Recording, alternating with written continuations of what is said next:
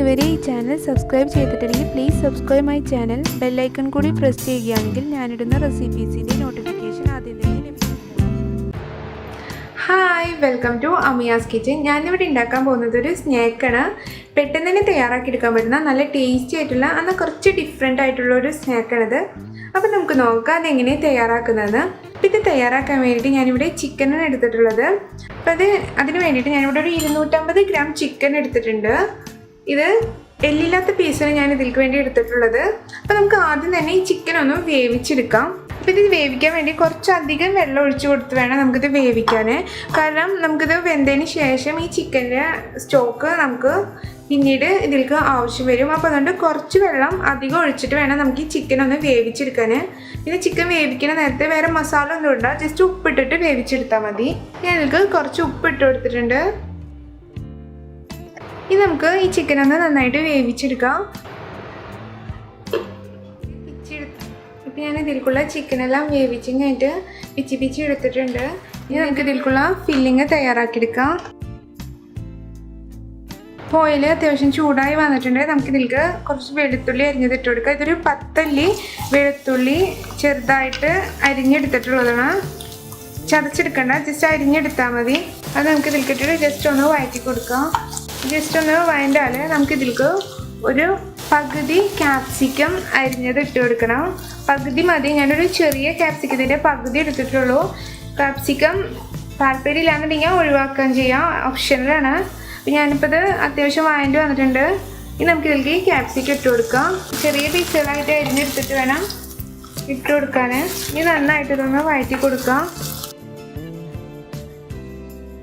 ഇത് അത്യാവശ്യം ഒന്ന് വഴണ്ടിട്ടുണ്ട്. ഇനി നമുക്കിതിലോട്ട് ഒരു മീഡിയം സൈസ് സബോളയാണ് ഞാൻ എടുത്തിട്ടുള്ളത്. അത് ചെറുതായിട്ട് അരിഞ്ഞത് അതും ഇതിലേക്ക് ഇട്ട് കൊടുത്ത് നന്നായിട്ട് വഴറ്റി കൊടുക്കാം. സബോള നന്നായിട്ടൊന്ന് വഴണ്ടി വരണം. ഇതിലോട്ട് കുറച്ച് ഉപ്പ് ഇട്ട് കൊടുക്കുക. അധികം ഇടണ്ട, കാരണം നമ്മൾ ചിക്കൻ വേവിക്കുമ്പോഴും ഉപ്പ് ഇട്ടിട്ടുണ്ട്. ഇതിൽ നമ്മൾ അധികം മസാലകളൊന്നും കൂട്ടണില്ല, മസാലകളൊക്കെ വളരെ കുറവാണ്. ഇത് അത്യാവശ്യം വഴണ്ടി വന്നിട്ടുണ്ട്. നമുക്ക് ഇങ്ങനെയിലേക്ക് നമ്മൾ വേവിച്ച് വെച്ചിരുന്ന ചിക്കൻ ഇട്ട് കൊടുക്കാം. ചിക്കൻ ഇട്ട് കൊടുക്കുന്നതിൻ്റെ ഒപ്പം തന്നെ ഇതിലേക്ക് ഞാൻ 1 ടീസ്പൂണ് കുരുമുളക് ജസ്റ്റ് ക്രഷ് ചെയ്തെടുത്തതാണ്, അതും കൂടി ഇട്ട് കൊടുത്ത് നന്നായിട്ട് വഴറ്റാം. അതിൻ്റെ ഒപ്പം തന്നെ 1 ടീസ്പൂണ് കൊത്തുമുളക് അതും ഇട്ട് കൊടുക്കാം. ഈ ചിക്കന് ഇനി മസാലയിൽ കുറച്ച് നേരം ഇങ്ങനെ വഴറ്റി കൊടുക്കണം. ഇനി നമുക്കിതിലോട്ട് മല്ലിയില ഇട്ട് കൊടുക്കാം. ഇതെല്ലാം നന്നായിട്ടൊന്ന് മിക്സ് ചെയ്യാം. എരിവൊക്കെ ഓരോരുത്തരുടെ താല്പര്യം അനുസരിച്ച് കൂട്ടുകയും കുറയ്ക്കുകയും ചെയ്യാം. ഇപ്പം നമ്മുടെ ചിക്കൻ ചെറുതായിട്ടൊരു മൊച്ചിൽ പോലെ ആയിട്ടുണ്ട്. ഇത് മസാല നന്നായിട്ട് കോട്ടായിട്ടുണ്ട് ഈ ചിക്കനിൽ. ഇനി നമുക്കിതിലേക്ക് ഒരു 1.5 ടേബിൾ സ്പൂൺ കെച്ചപ്പ് ഒഴിച്ചു കൊടുക്കണം. എന്നിട്ട് ഇത് നന്നായിട്ട് ചിക്കനിൽ മിക്സ് ചെയ്യാം. ഇനി നമുക്ക് തീ ഓഫ് ചെയ്യാം.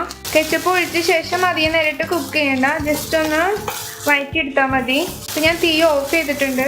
അപ്പോൾ നമ്മുടെ ഫില്ലിങ് റെഡി ആയിട്ടുണ്ട്. ഇനി ഇതൊന്ന് ജസ്റ്റ് ഒന്ന് തണുക്കണം. ഇനി നമുക്ക് ഇതിലേക്കുള്ള ഡോ തയ്യാറാക്കാം. അപ്പോൾ അതിന് വേണ്ടിയിട്ട് ഞാനിവിടെ ചിക്കൻ്റെ സ്റ്റോക്കാണ് എടുത്തിട്ടുള്ളത്. 1 കപ്പ് ചിക്കൻ സ്റ്റോക്ക് എടുത്തിട്ടുണ്ട്. ഇനി അതിലേക്ക് 1 ടേബിൾ സ്പൂൺ ബട്ടർ ഇട്ട് കൊടുക്കാം. നന്നായിട്ടൊന്ന് തിളച്ച് വരണം. ഉപ്പ് നമ്മൾ ആദ്യം ചിക്കൻ വേവിക്കുമ്പോൾ ഇട്ടത് കാരണം ഉപ്പ് വേണമെന്നുണ്ടെങ്കിൽ ഇട്ട് കൊടുത്താൽ മതി. നമ്മുടെ വെള്ളമൊക്കെ നന്നായിട്ട് തിളച്ച് ബട്ടറൊക്കെ മെൽറ്റായി വന്നിട്ടുണ്ട്. ഇനി നമുക്ക് ഇതിലേക്ക് 1 കപ്പ് അരിപ്പൊടി ഇട്ട് കൊടുക്കാം. പത്തിരിക്കൊക്കെ എടുക്കണ ആ അരിപ്പൊടി എടുത്താൽ മതി. അത് ഇതിലേക്ക് ഇട്ടിട്ട് നന്നായിട്ടൊന്ന് മിക്സ് ചെയ്യാം. നമ്മൾ പത്തിരിക്കൊക്കെ വാട്ടിയെടുക്കണ ആ ഒരു രീതിയിൽ വാട്ടിയെടുത്താൽ മതി. നമുക്ക് തീ ഓഫ് ചെയ്യാം. ഇനി നമുക്കിത് നന്നായിട്ടൊന്ന് കുഴച്ചെടുക്കണം. നമ്മൾ പത്തിരിക്കൊക്കെ കുഴച്ചെടുക്കണം, ആ രീതിയിൽ നമുക്കൊന്ന് കുഴച്ചെടുക്കണം. ഇനി നമുക്കിത് നന്നായിട്ടൊന്ന് കുഴച്ചെടുക്കാം. ചൂടോടെ തന്നെ ചെറുതായിട്ടൊന്ന് ചൂടാറിയാൽ മതി, അധികം ചൂടാറാൻ നിൽക്കണ്ട. ഞാൻ നമ്മുടെ പൊടിയെല്ലാം നന്നായിട്ട് കുഴച്ചെടുത്ത് റെഡി ആയിട്ടുണ്ട്. നമ്മുടെ ചിക്കൻ്റെ ഫില്ലിങ് നമ്മൾ നേരത്തെ ഉണ്ടാക്കി വെച്ചത് ഇപ്പം നന്നായിട്ട് ചൂടാറിയിട്ടുണ്ട്. ഇനി നമുക്ക് ഈ ചിക്കൻ്റെ ഫില്ലിങ് ഇതിൻ്റെ ഉള്ളിൽ വെക്കുന്നതിന് മുമ്പായിട്ട് അത് റെഡിയാക്കി എടുക്കാൻ വേണ്ടിയിട്ട് കുറച്ച് ക്രീം ചീസും കൂടി ഈ ചിക്കനിൽ നമുക്ക് ചേർത്ത് കൊടുക്കണം. 5 ട്രയാങ്കിൾ പീസ് ക്രീം ചീസാണ് എടുത്തിട്ടുള്ളത്. ഇത് ഞാൻ കുറച്ച് നേരം മുമ്പ് എടുത്ത് ഫ്രിഡ്ജിൽ നിന്ന് പുറത്ത് വെച്ചതാണ്. ഇതിപ്പോൾ നല്ല സോഫ്റ്റ് ആയിട്ടുണ്ട്. അപ്പോൾ നമുക്ക് ജസ്റ്റ് ടീസ്പൂൺ കൊണ്ട് തന്നെ ഇത് മിക്സ് ചെയ്തെടുക്കാൻ പറ്റും. അപ്പോൾ ഞാൻ ഈ 5 കട്ട ക്രീം ചീസ് ഇതിൽ ഇട്ട് കൊടുത്തിട്ടുണ്ട്. നമുക്കിതൊന്ന് നന്നായിട്ട് ടീസ്പൂൺ കൊണ്ട് ജസ്റ്റ് ഒന്ന് മിക്സ് ചെയ്തെടുക്കാം. ഞാൻ നേരത്തെ ഫ്രിഡ്ജിൽ നിന്ന് എടുത്ത് വെച്ച കാരണം ഇത് അത്യാവശ്യം നന്നായിട്ട് തന്നെ മെൽറ്റ് ആയിട്ടുണ്ട്. അതുകൊണ്ട് തന്നെ പെട്ടെന്ന് തന്നെ മിക്സ് ആയി കിട്ടും.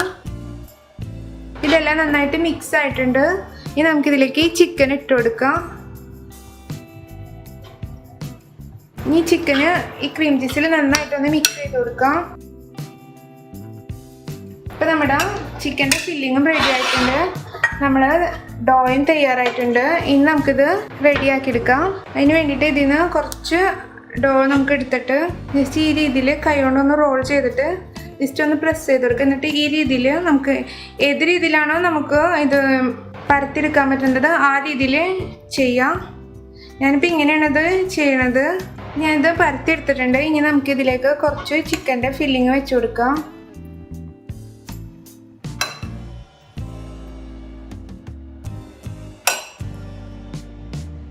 നമുക്കിതൊന്ന് റോൾ ചെയ്തെടുക്കാം. ഈ രീതിയിൽ നമുക്കിതെല്ലാം ചിക്കൻ്റെ ഫില്ലിങ് വെച്ച് ഫില്ല് ചെയ്തെടുക്കാം.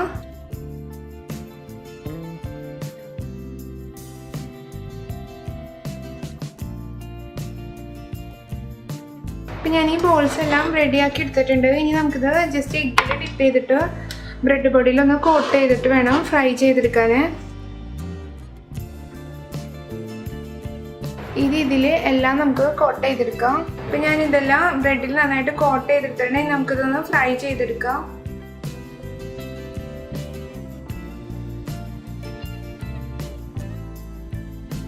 ഇനി നമുക്കിതൊന്ന് മറിച്ചിട്ട് കൊടുക്കാം.